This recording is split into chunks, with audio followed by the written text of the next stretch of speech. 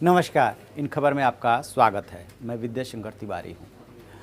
महात्मा गांधी की 150वीं जयंती देश मना रहा है। प्रधानमंत्री नरेंद्र मोदी की पहल के बाद इसे स्वच्छता अभियान और सिंगल यूज प्लास्टिक छोड़ने सहित तमाम चीज़ें इसके साथ जोड़ करके इनके जयंती को मनाया जा रहा है।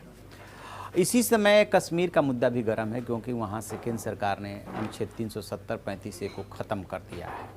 पूरी दुनिया में पाकिस्तान इसको लेकर के रो रहा है। संयुक्त राष्ट्र संघ के मंच से रोया।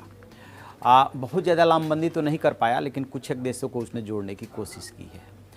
ऐसे समय में जबकि हम राष्ट्रपिता की जयंती मना रहे हों और कश्मीर इशू भी गर्म हो, तो आखिरकार ये जानने, सुनने और समझने की कोशिश करते हैं कि महात्मा गांधी कश्मीर को लेकर के क्या सोचते थे। तो इतिहास के पन्नों को पलटेंगे और अलग अलग उनके यात्रा वृत्तांत और दौरों का गहन अध्ययन करेंगे, तो सिर्फ एक बार यानी कि 31 जुलाई 1947 को कश्मीर जाने का उनका वाक़या मिलेगा कि वो कश्मीर गए थे। तब तक उनके कान में ये बात पहुंच चुकी थी कि कश्मीर में कुछ गड़बड़ चल रहा है और वहाँ के जो हिंदू राजा हैं हरि सिंह, वो डामाडोल हो रहे हैं वो कि किधर जाएं, पाकिस्तान की तरफ जाएं कि हिंदुस्तान की तरफ जाएं।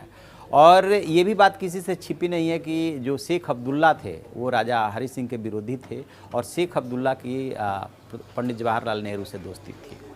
तो ये दोनों एक तरह से एक थे।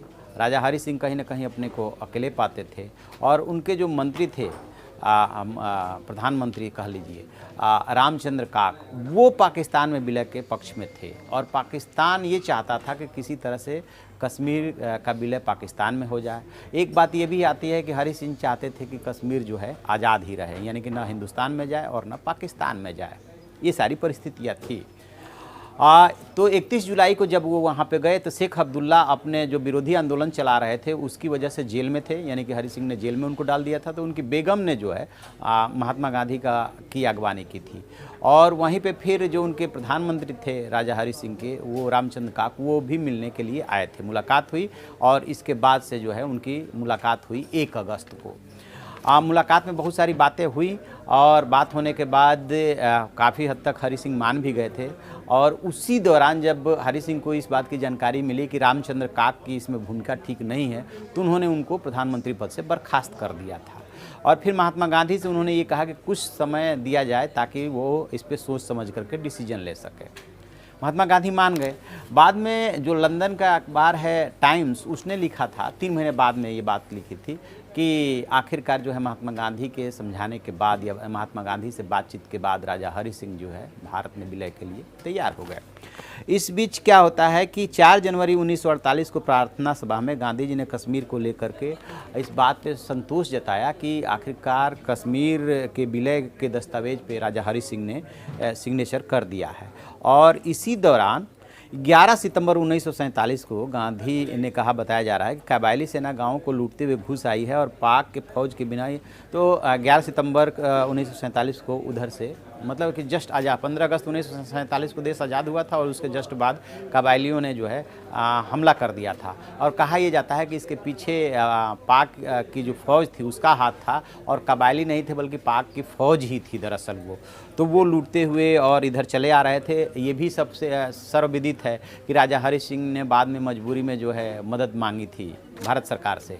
पूरा का जो 630 के आसपास जो रियासतें थी उनके विलय का जिम्मा जो है जो तत्कालीन गृह मंत्री और उप प्रधानमंत्री थे सरदार वल्लभ भाई पटेल, उनके जिम्मे था। और कश्मीर वाला जो है इशू वो उन्होंने पंडित जवाहरलाल नेहरू ने अपने पास रख लिया था, ऐसा बताया जाता है कि वो उसको डील कर रहे हैं। तो जब उधर से कबायलियों ने हमला कर दिया तब यहाँ से जो है फ़ौज भेजी गई थी और उसी दरमियान जो है ये विलय पत्र पे हस्ताक्षर किए थे और अंततः जो है विलय हो गया था।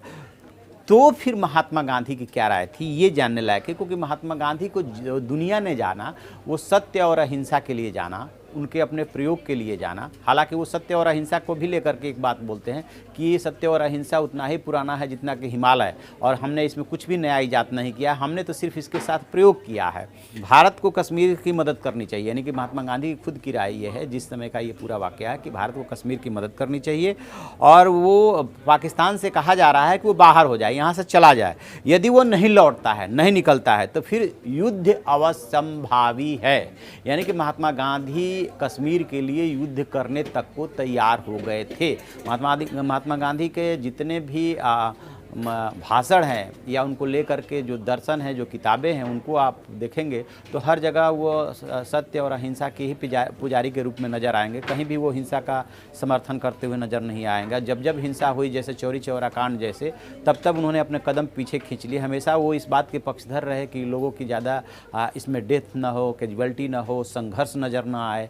लेकिन कश्मीर को लेकर के उनका मानना था कि यदि कबायली सेना वापस नहीं जाती है, पाकिस्तान इसमें बदमाशी करता है, तो फिर युद्ध करने की ज़रूरत पड़े तो भी भारत को पीछे नहीं हटना चाहिए। यानी कि युद्ध अवश्यंभावी है। सत्य की रक्षा के लिए या सही बात की रक्षा के लिए युद्ध भी किया जा सकता है। कहने का मतलब ये कि गांधी युद्ध से डरते नहीं थे, बस उनके सोचने समझने और अहिंसा के पुजारी होने के नाते तरीका अलग था। यदि ज़रूरत पड़ती तो उनका विल पावर इतना स्ट्रांग था, इतने संकल्पबद्ध थे कि इसके लिए वो तैयार हो गए थे। ये महत्वपूर्ण बात है कि वो युद्ध तक के लिए तैयार हो गए थे। तो आप ऐसी खबरों के लिए देखते रहिए हमारा डिजिटल चैनल इन खबर। Thank you. इन खबर चैनल को सब्सक्राइब करें और बेल आइकन दबाना ना भूलें।